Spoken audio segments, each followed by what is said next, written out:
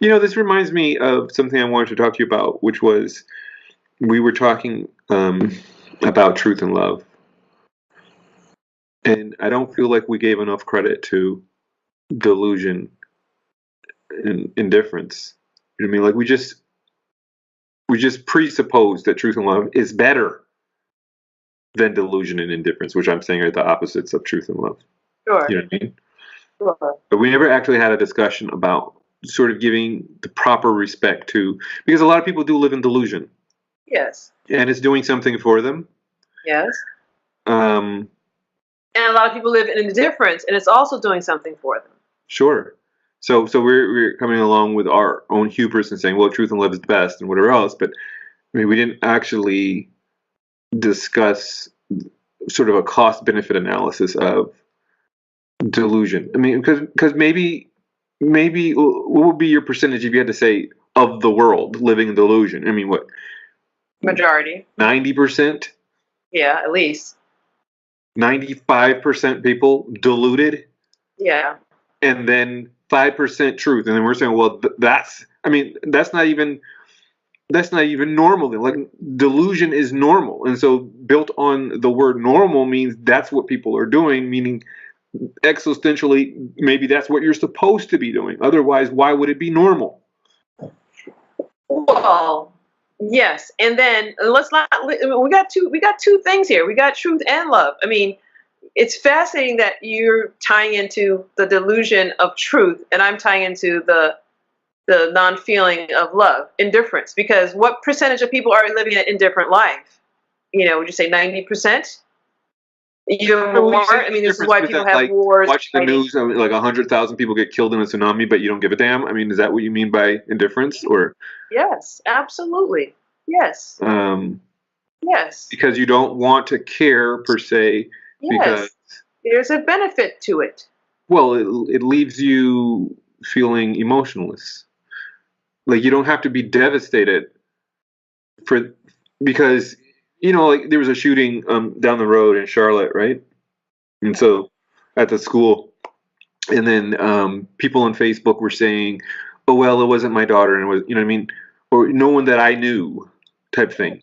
So there's this context of, well, I'm not going to be devastated if it's not something I know. You know what I mean? Like, so there's that wall. Because if Yes. it was, I mean, obviously it's someone else's child and someone else's dad or son or whatever else, and it's devastating for them. But you don't have to be devastated because I don't know them. You know what I mean? It's Who cares if they're another human being? Hey, well, I didn't know them. sure. So, Yes. Yeah. And so we can. That's there's a scale. So there's all that where I don't know this. I don't care. But we can even scale it up right up to our own families where we're existing but don't care about each other and have walls and blocks because we don't want to be emotionally tied to someone. Like an absent father, or my parents got divorced, or whatever they're dealing with. And so they create these walls of indifference. Like, I don't care anyway. You know what I mean? I don't care if I didn't get sure. blah blah blah. So it starts at the core and it scales all the way up to, like, I don't care what happens in the world, and now you're actively shooting somebody in a foreign country because somebody told you to. So it starts from, I didn't get love from my father, all the way till I'm shooting somebody else's father. You know what I mean? Sure. Sure, that's a heavy indictment there about our military or whatever, but I don't know. You know what I mean? But that's the line that I don't want to say our military is evil per se, personification of evil, because tilted on that, you need protection. Well, from what? Well, countries need to be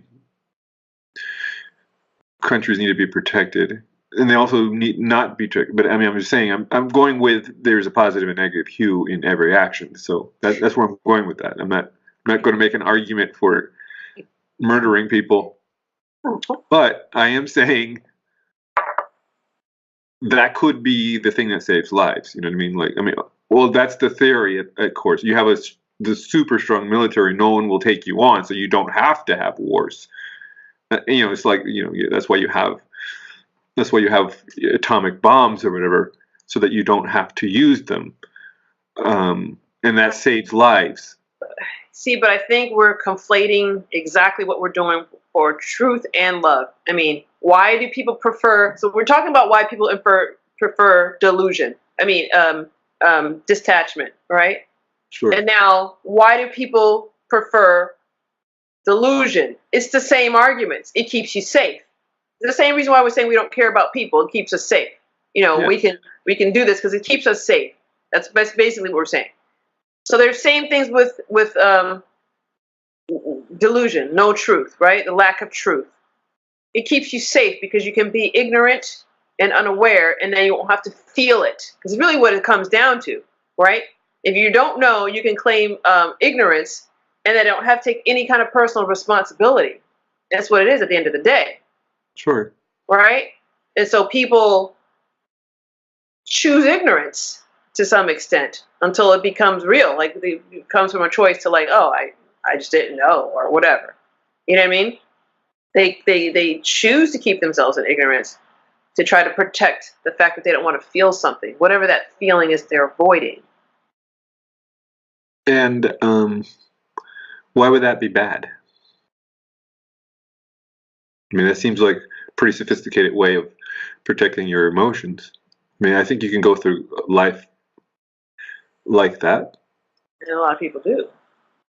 So why would that not be? Why are we not sitting here saying that's the way to go? Everyone should just find something to be deluded on, and then hold on to that as tight as you can until you're dead. Well, I mean, why would that not be? Well, path? if you're going to say that survival is the highest thing, then and that's a survivalist technique, maybe it is good because you survived. You lived your life and you didn't die. And so you survived. You survived a deluded thing, but you survived.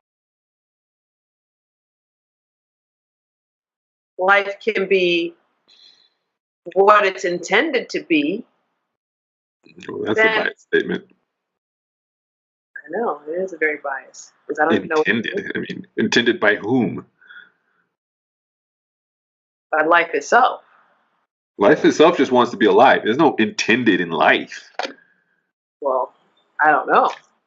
I mean, I feel like higher end something. So, life doesn't have intention. Is a life about just pure existence, or is it? I think you used a word that I liked.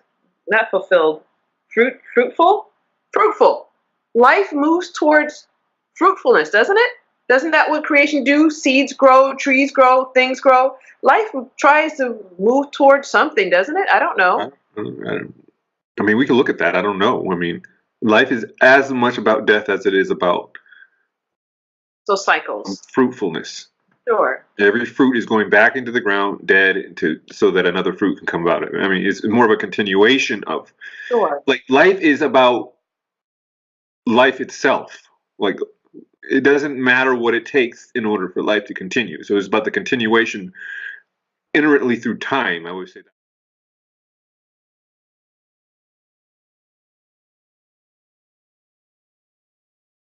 Philosophers who are not comfortable with that because it's basically this thing about how the world will be overpopulated and so people must die in order for others to live type of concept, because if no one ever died then everyone will die. But that's more of a scarcity model. I mean, so you have to accept that the universe is built on scarcity, or at least planet Earth is built on scarcity per se, in order to accept that particular model. Right. And there's a lot of people who don't want to accept scarcity as a model. For very good reasons, because it's not true.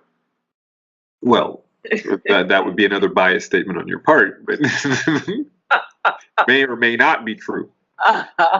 Obviously, there's a perception of scarcity. Sure, there is a perception. We could say that it's just perception. It is. But it's the consciousness is perceiving something.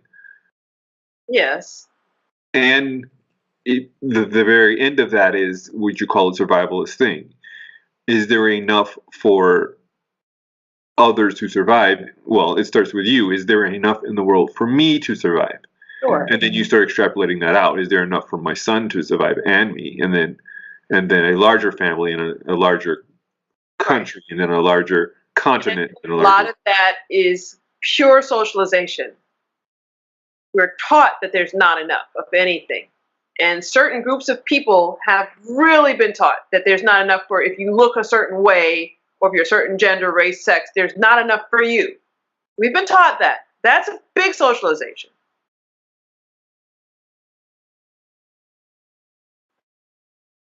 Let me ask you this question. It just popped into my head. Is there a difference in your mind between, I think this is what we're kind of talking about on the bottom level. Is there a difference between having meaning in your life, and having a sense of meaning? So that I'm making a differentiation between meaning itself and you having a sense of meaning, which I would think would be delusion to some degree. You can have a sense of meaning and it not be built on truth at all. But meaning itself, I'm saying, would be that you actually have an actual meaning and there's a foundation for it built on something. I don't know. I mean, I don't know the answer. I think the core question is back to our ultimate question that we're still been grappling with all this time. Is there such thing called absolute truth? And can it be known? Those are the two things. Does it exist? Is there such thing called absolute truth? And can a human consciousness know it? Those are the two things. Because the meaning, truth, sense, can you know it? And that's the ultimate questions, don't you think? Well, by meaning, I'm saying, well, you're in the world and you have to do things, right? And you have to care about things. This is what we're talking about. You don't want to be indifferent. You're supposed to care about things. So you have to figure out what to care about. And then if you care about the right things, that gives you meaning. Like, I'm living a meaningful life. And what does that mean? Well, you took personal responsibility. We talk about that. You took personal responsibility for something. And so then you care about it. And then that creates meaning for you. Like, I have meaning. I'm a father. I'm a son. I'm a whatever. I have meaning. But on the other end of that is you just have a sense of meaning. You create a social construct of what you're talking about. It's built on a straw man. It's just a construct. I'm a Marxist, or I'm an American, or I'm a black man, or whatever it is. Sure. You create your meaning built on a social construct. Sure. And are those the same thing? Well, I think the answer to that is no. Right? It's two different things. It's what is, and then what you perceive to be what is, and then you collect evidence for what you perceive to be what is, and you think it really is true, when it may not be true at all. But you live your life like it's true, and then you convince everybody else it's true, and then you convince your children and their children's children that it's true. The next thing you know, you've created this false thing that seems like it's really true, but it's really not. And that would be the argument for delusion. It seems to be true. It's really not. But from a pragmatic point of view, it's working. Which is, I like pragmatism, but that's the downfall of pragmatism, which is it doesn't take in consideration time. Something could be working right now, but it doesn't mean it'll work tomorrow or 5 years from now. I mean, you would say, well, I'm orientated properly because things are working, which is what the theory that I live my life by right now, which is, how do I know that I'm orientated properly in the world? Well, things are working. If things stop working, I'll say, well, there's error there. I'm not orientated properly. I'm living error. My heart is full of sin, so to speak.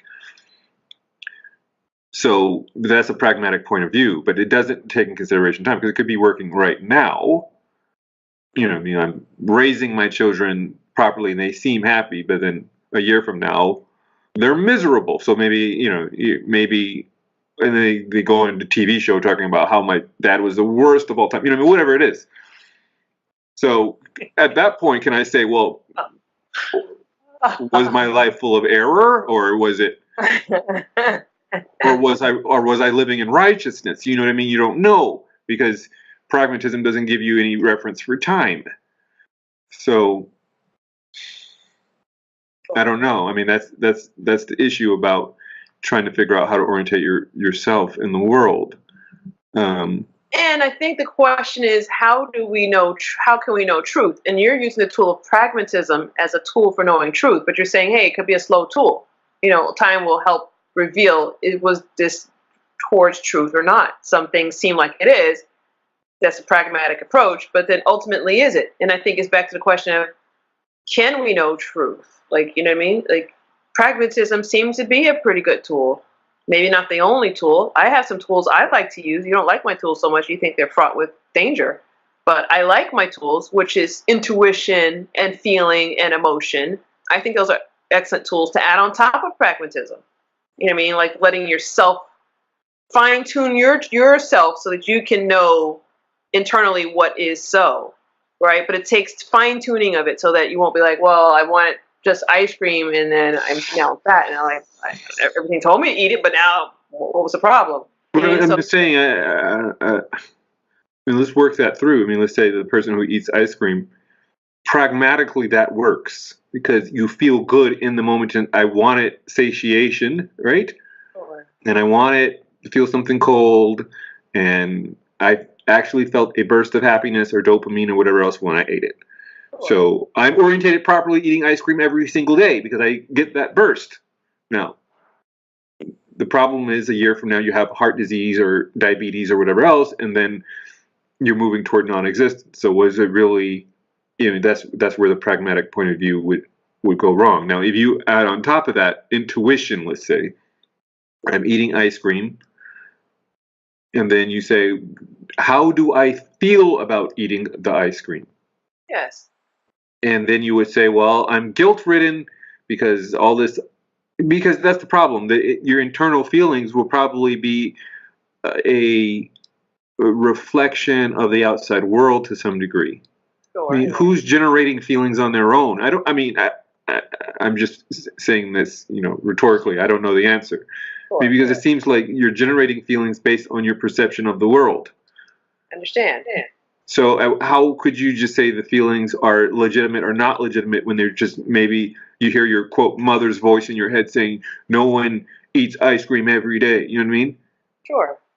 How would you know if that feeling is built on your own internal biases, which most feelings are built on, versus something greater, let's say truth and love? How would you even know that with a feeling as on the top of your hierarchy? So that's why I would say you would have to get your feelings in tuned and tuned up so that over time they can be in alignment with truth and love.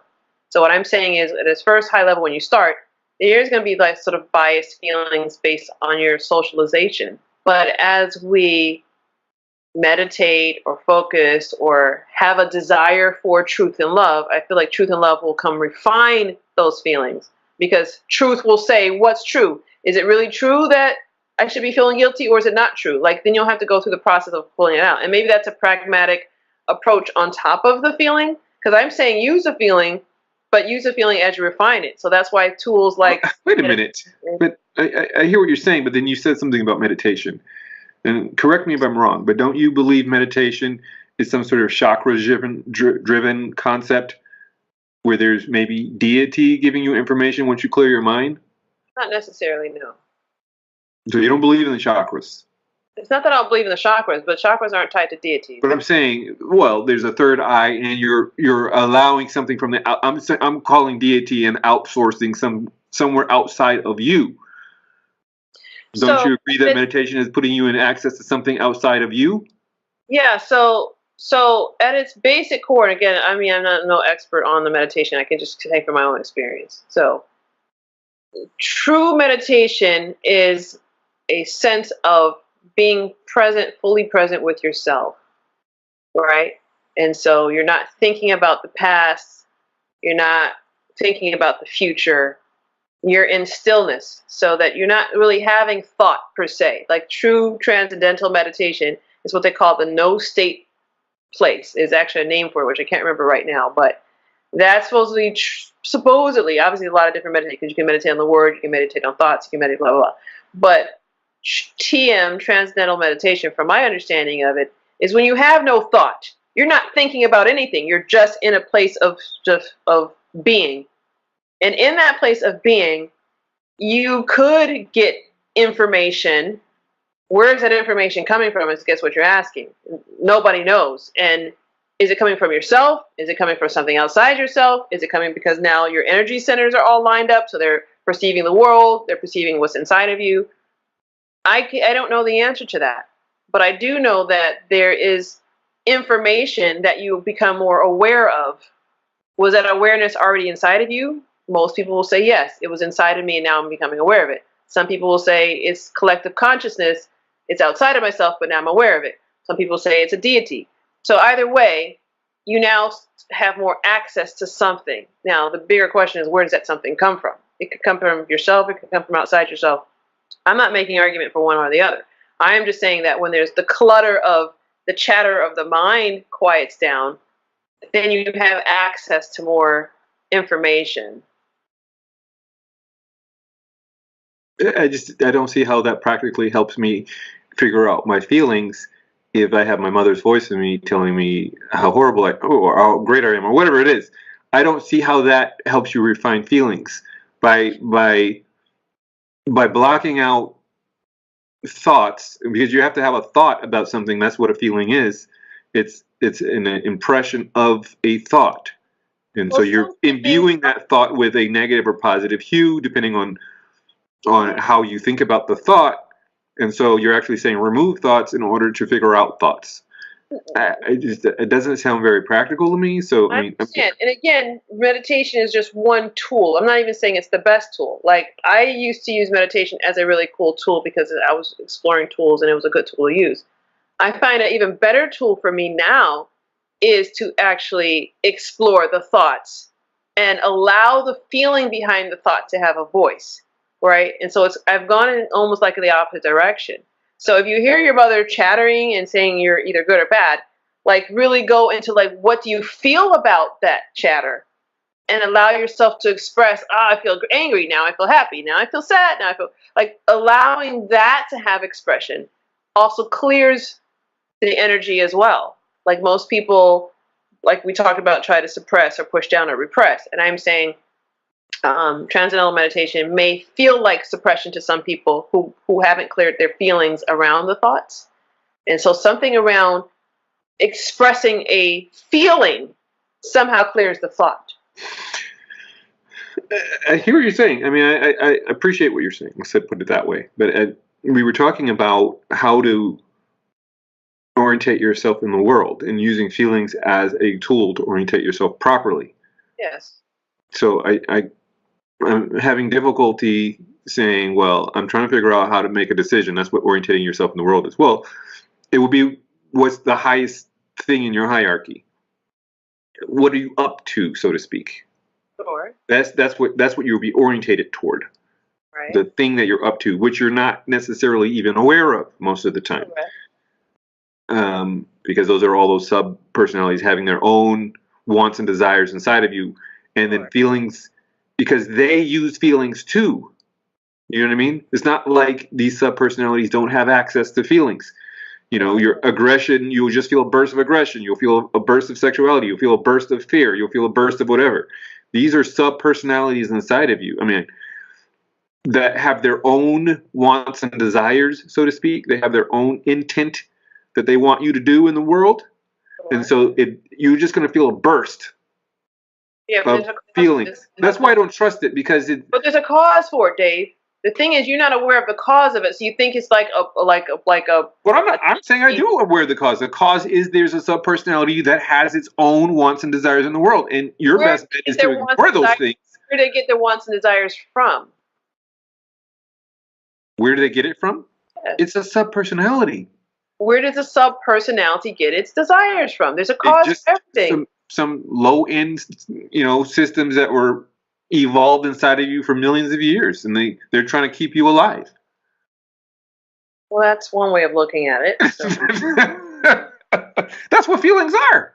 No, hon. They're systems inside of you that are trying to keep you alive. That's what fear is for. But that's not the only feeling. But I'm saying there's other feelings, but all those that's why I said the whole point would be to try to get those feelings and then bring them into a unity with what we call, I mean, I hate to use the term higher self, because then those are lower self and whatever. I mean, that's sort of a biased word. But your other self then, which would be, I would call a cognitive overlay. See, I'm always using a cognitive overlay because I think truth and love are in the realm of cognitive overlay, not feelings.